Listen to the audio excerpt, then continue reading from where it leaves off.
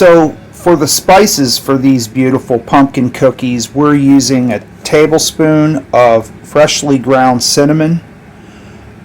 I have a teaspoon of freshly grated nutmeg and a half teaspoon of freshly ground cloves as well. And always make sure that you're grinding your whole spices at the time that you're doing these types of fall recipes, and you'll get a much more vibrant and delicious end result than using that nefarious stuff in those little red bottles. I'm not so sure about that stuff, but these are real organic spices, whole spices, and I grind them up fresh. Okay, so the first step that we're going to work on is we're going to sift and whisk up our dry ingredients. This is 360 grams of all-purpose, organic all-purpose flour, 3 cups, 360 grams. I've got a teaspoon of baking powder, teaspoon of baking soda, and a half teaspoon of sea salt, and our spice blend that we already went over. And we're just going to sift all that together.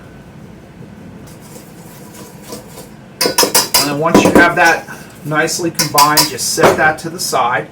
Get yourself a stand mixer and fit the bowl with the paddle. And now we're just going to cream the sugar and the butter together. I have 250 grams of dark brown sugar, organic.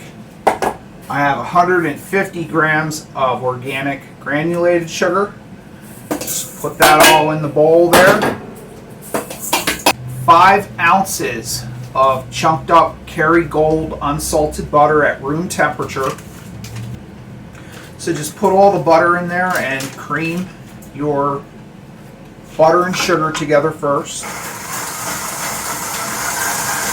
So once you have your butter and sugars combined like that, and they're nice and creamed out and fluffy, you're going to add 2 organic free-range eggs here, room temperature, 1 at a time.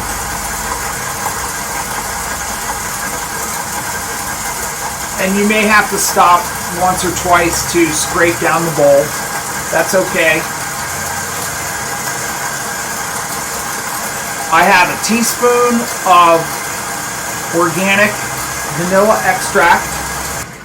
And now we're going to put a cup and a quarter of organic pumpkin puree.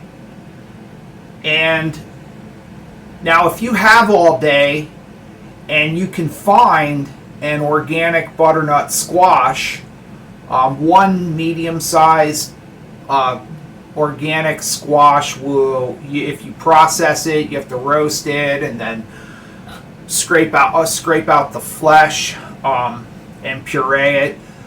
And I do go through that step. If I can find organic butternut squash, I will use those for pumpkin pies, of course, if I have that option.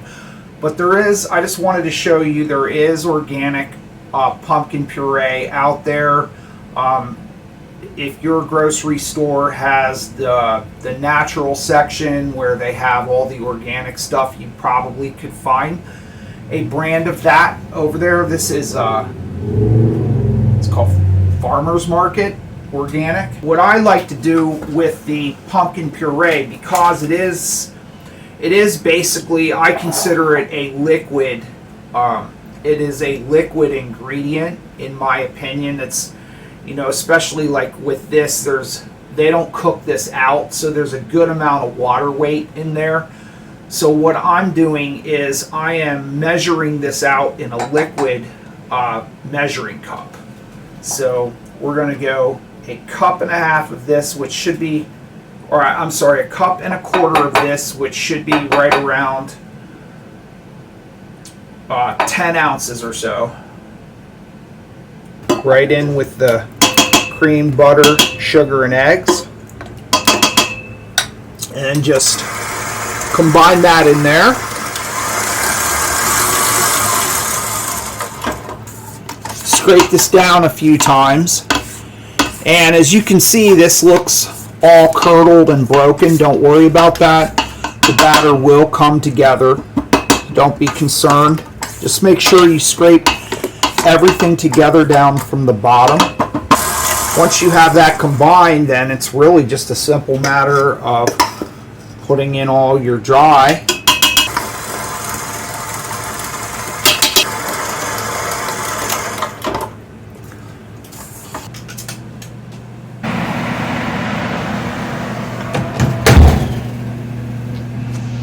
Okay, so I'm taking these out of here at around 18 minutes, and they look and smell divine.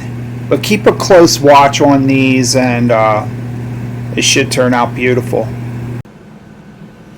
Just as they are, they're perfect. However, why go to all the trouble of baking such a beautiful, luxurious cookie like that and then leave well enough alone? Let's not do that. Now I'm doing a brown sugar French buttercream for these delicious cookies. Okay, so for this brown sugar French buttercream, you're going to need 12 ounces of dark brown sugar, quarter cup of filtered water, 1 pound of room temperature unsalted butter, a tablespoon of vanilla extract, and 6 free-range organic eggs. To get started on this brown sugar French buttercream, you're going to want to put your hot plate or whatever you're using up to medium high or so, and put in a quarter cup of water and just put the 12 ounces of brown sugar.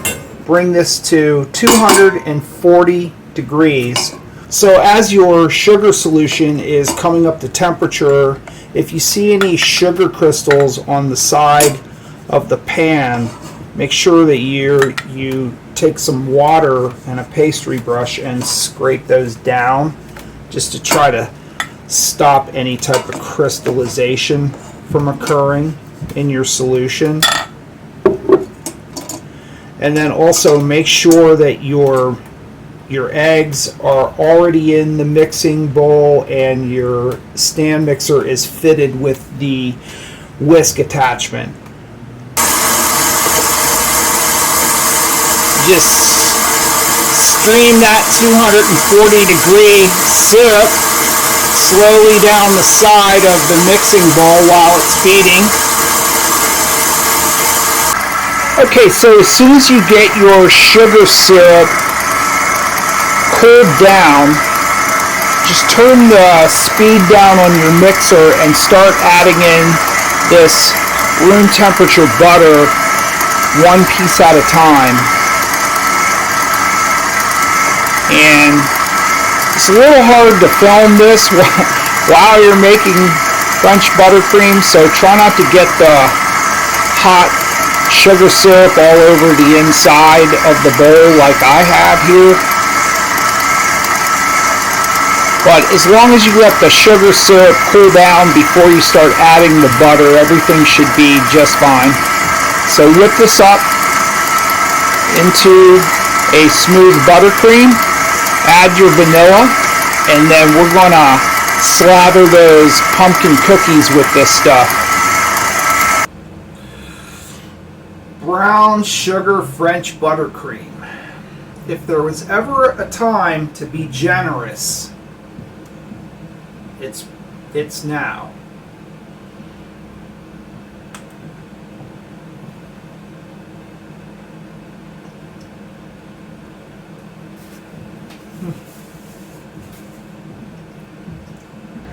Okay, maybe 2 bites.